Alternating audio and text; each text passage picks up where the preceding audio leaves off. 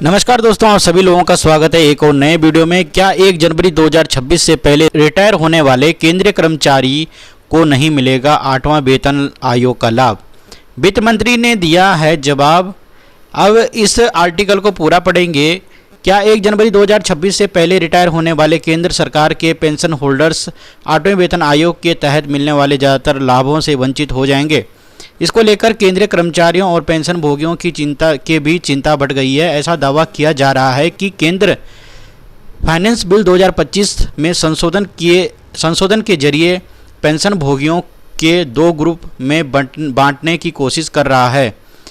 इसमें एक ग्रुप वह है जिसमें जनवरी 2026 से पहले रिटायर हुए कर्मचारी शामिल हैं, जबकि दूसरे ग्रुप में उसके बाद रिटायर होने वाले कर्मचारी हैं। फाइनेंशियल एक्सप्रेस की रिपोर्ट के मुताबिक मुख्य विपक्षी दल कांग्रेस पेंशन नियमों में किए गए हालिया संशोधनों को केंद्र सरकार का छिपा हुआ एजेंडा मानती है। हालांकि सरकार ने कहा कि हाल ही में किए गए संशोधन मौजूदा पेंशन नीतियों का सिर्फ एक वैलिडेशन है और इनका उद्देश्य सिविल और रक्षा पेंशन भोगियों के लिए लाभों में बदलाव करना नहीं है। पेंशन विवाद क्यों उठा?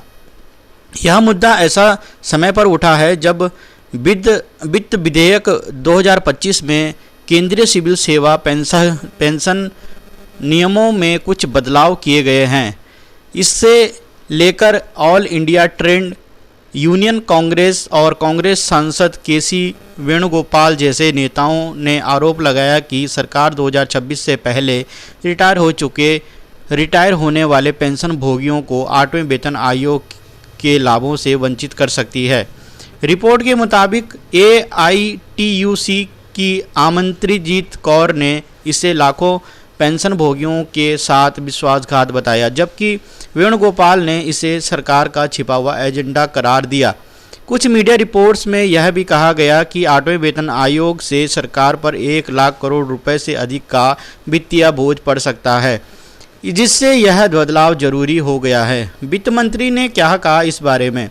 हालांकि वित्त मंत्री निर्मला सीतारमण ने इन अटकलों को पूरी तरह खारिज कर दिया है।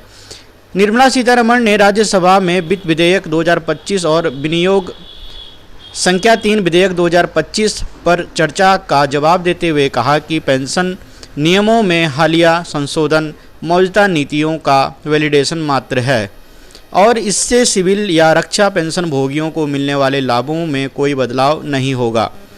8वां वेतन आयोग का क्या होगा प्रभाव? सरकार ने जनवरी 2025 में 8वें वेतन आयोग को मंजूरी दी थी, जो 1 जनवरी 2026 से लागू होगा। इसका उद्देश्य सरकारी कर्मचारियों और पेंशन भोगियों के वेतन भत्ते और पेंशन में सुधार करना है। इससे पहले 2016 में लागू हुए 7वें वेतन आयोग ने यह सुनिश्चित किया कि 2016 से पहले और बाद में रिटायर हुए पेंशन भोगियों को एक समान पेंशन मिले, यानी पुराने और नए पेंशन भोगियों के बीच कोई भेदभाव नहीं हो। सरकारी आंकड़ों के मुताबिक 1 मार्च 2025 तक करीब 36.57 लाख सरकारी कर्मचारी और 33.91 लाख पेंशन भोगी इस आयोग से प्रभावित होंगे। बता दें कि वित्त मंत्री निर्मला सीतारमण ने 27 मार्च 2025 को भी संसद में इस विवाद पर सफाई दी थी। उन्होंने कहा कि 2016 से पहले रिटायर हुए पेंशन भोगियों को 7वें वेतन आयोग के तहत 2016 के बाद रिटायर हुए पेंशन भोगियों के बराबर लाभ मिले, यह सिद्धांत जारी रहेगा।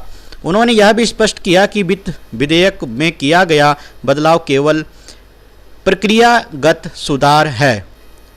पेंशन से संबंधित कोई भेदभाव नहीं है। इससे पहले 18 मार्च 2025 को उन्होंने सांसद कंगना रनौत और सजदा अहमद के सवाल के जवाब में कहा कि 8वें वेतन आयोग की सिफारिशों को जल्द ही अंतिम रूप दिया जाएगा और इसके वित्तीय प्रभाव का आकलन बाद में किया जाएगा। तो क्या बुजुर्ग पेंशन भोगियों को नुकसान होगा? उन्होंने कहा कि सरकार का उद्देश्य पेंशन गणना को सरल बनाना है, बुजुर्ग पेंशन भोगियों को इससे बाहर करना नहीं। 8वें वेतन आयोग की सिफारिशें 2026 के अंत तक 2027 की शुरुआत में आएंगी और तब तक सभी पेंशन भोगियों के लिए संशोधन किए जाने की संभावना है। इससे पहले भी सरकार ने वेतन आयोग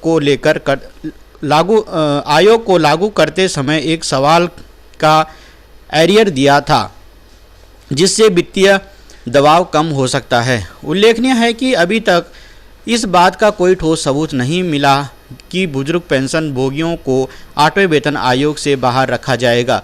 वित्त मंत्री के बयान के मुताबिक सभी पेंशन भोगियों को वेतन आयोग का लाभ मिलेगा। 8वें वेतन आयोग की सिफारिशों की रूपरेखा अप्रैल 2025 तक तय होने की उम्मीद है। ऐसे में पेंशन भोगियों को आधिकारिक घोषणाओं पर ध्यान देना चाहिए। दोस्तों, ये थी कुछ जानकारी। अगर आपको वीडियो पसंद आई हो प्लीज़ लाइक करना, शेयर करना, चैनल को सब्सक्राइब करना, क्योंकि मैं यहाँ पर ऐसे वीडियोस बनाते रहता हूँ। वीडियो देखने के लिए बहुत बहुत धन्यवाद।